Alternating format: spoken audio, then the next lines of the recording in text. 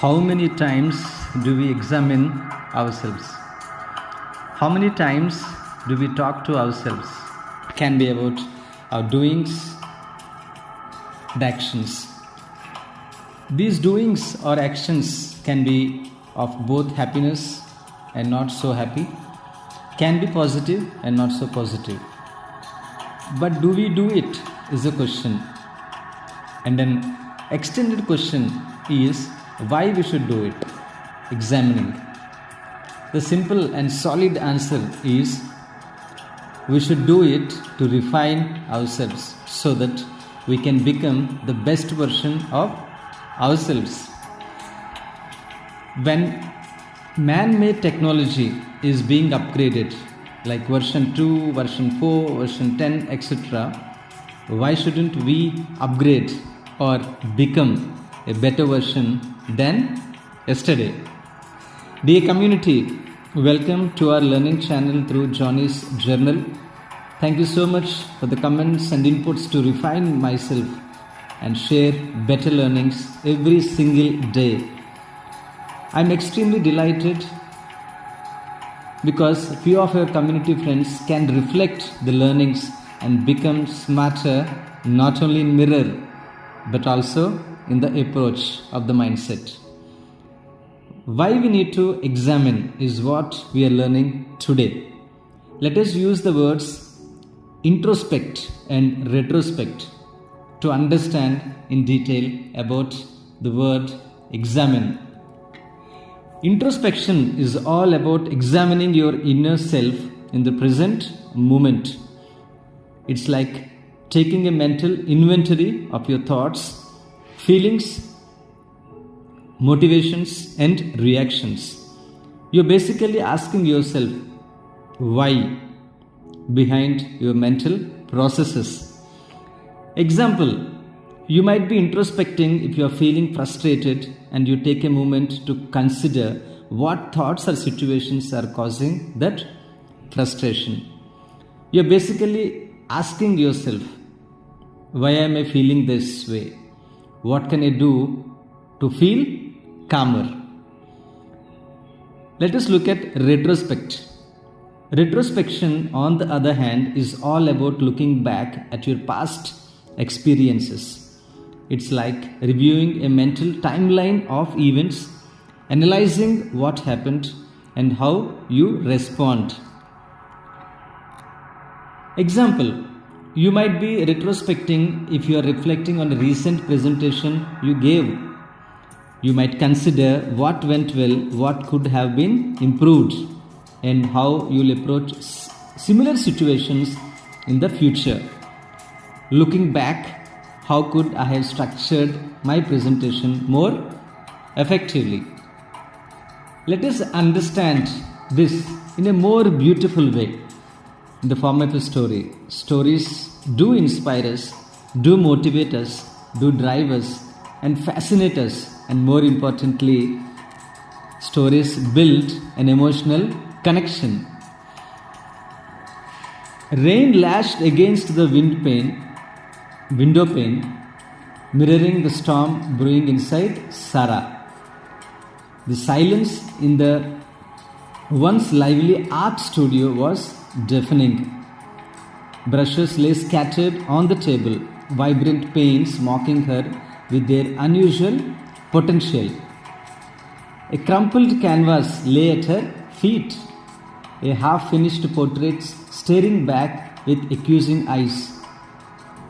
Tears welled up in Sarah's eyes, blurring the image further. This wasn't the first time. The spark, the unbridled passion that used to fuel her art seemed to have washed or vanished. Her once vibrant paintings now felt dull and lifeless. Frustration gnawed at her. Where had it all gone? Sinking onto a nearby chair, Sarah forced herself to breathe. Introspection, that's what her therapist had called it.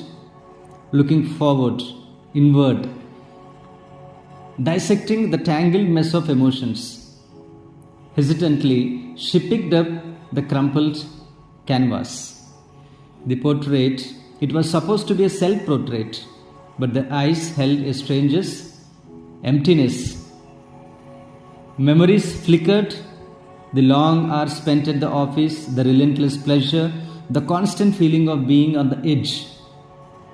Work had become a monster, consuming her entire life, leaving no room for the artist within. Shame washed over her. When was the last time she truly enjoyed creating something? Retrospection, that's what she needed now. A journey back to the source.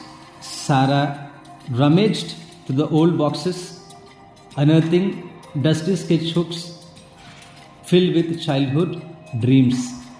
Each page held a memory, a stolen moment spent drawing under a shady tree. The pure joy of capturing a fleeting sunset. Back then, art wasn't a burden. It was an escape, a language her soul spoke fluently.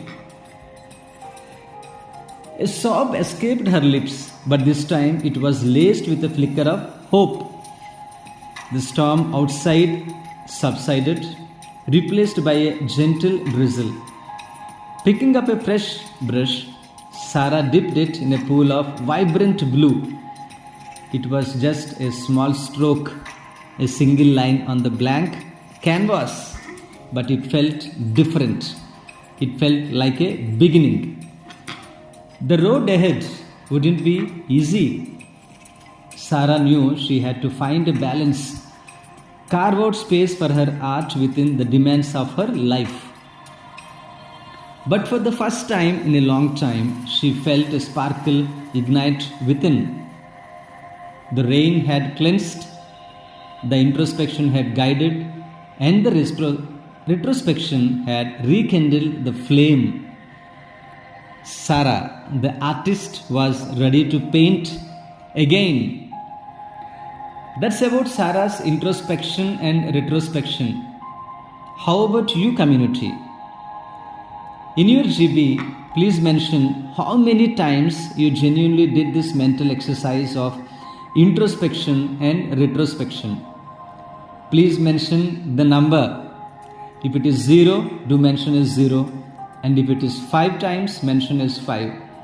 As the number increases, it is an indicator that you are refining. Congratulations. And if you haven't started, if your number is 0, then double congratulations, because you learnt the importance of introspection and retrospection act from today, if possible from now on.